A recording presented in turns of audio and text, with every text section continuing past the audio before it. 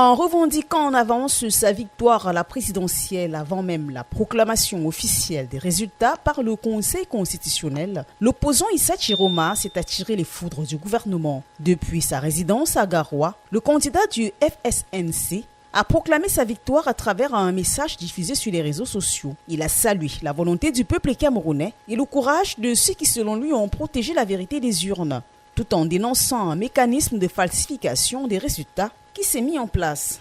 Notre victoire est claire, il faut la respecter. Nous avons placé le régime devant ses responsabilités. Soit il fait preuve de grandeur en acceptant la vérité des urnes, soit il choisit de plonger le pays dans la tourmente qui laissera une cicatrice indélébile au cœur de notre nation, a fait savoir l'ex-ministre de l'Emploi et de la Formation professionnelle, qui par la même occasion a promis de publier, preuve à l'appui, un rapport détaillé des résultats par région. De son côté, le ministre de l'Administration territoriale, Paul Atangandji, dénonce un plan diabolique de déstabilisation que le candidat aurait mis en œuvre en complicité avec des officines occultes, locales et étrangères dans le but de proclamer des résultats parallèles au mépris des instances compétentes.